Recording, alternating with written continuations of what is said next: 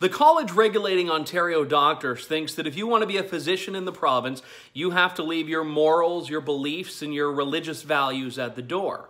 That's the crux of a decision that was fought for by the college and upheld by a court not too long ago, saying that family doctors, or any physicians really, must provide a referral to a service even if they believe that that service is wrong.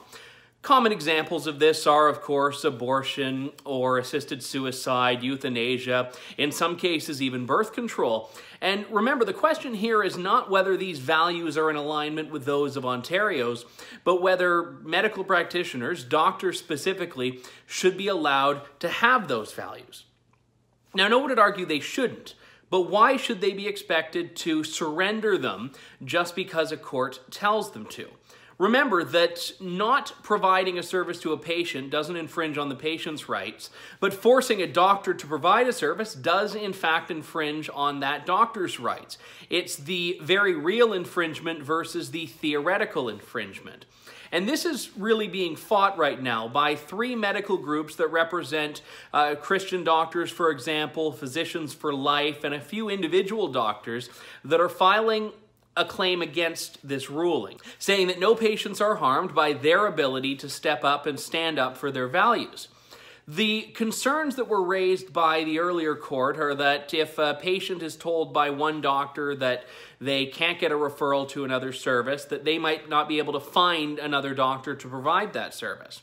But as is noted in the claim filed by these three medical groups, this is not a real problem. It's not something that's been provided alongside any evidence, and there's no indication that any patient has actually been in that situation in the first place. But still, there's a lot of resistance to doctors who have these values.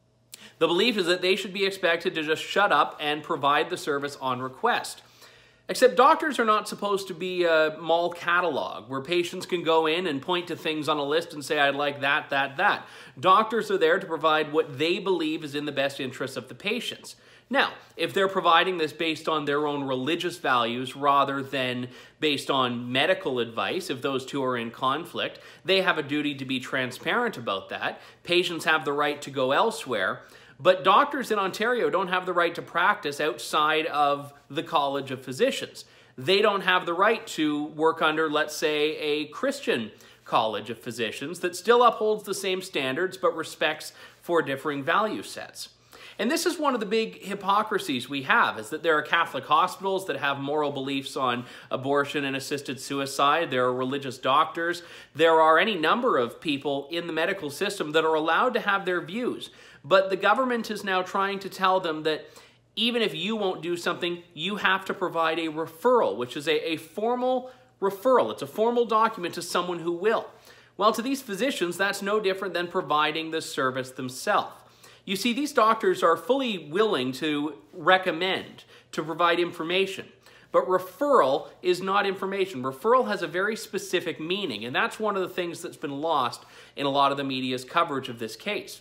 No one should be expected to leave their values at the door when we're not talking about the imminent life of a patient. Remember, first, do no harm. That's the very fundamental principle, even if it's not technically part of the oath anymore, that guides what many physicians are doing day in, day out for their patients. If they believe that something is going to be harmful, even if for spiritual reasons, that would be a violation of their oath. And do we want to encourage and actually mandate doctors to surrender their principles? Is that what we want from the healthcare system? It certainly shouldn't be. For True North, I'm Andrew Lawton.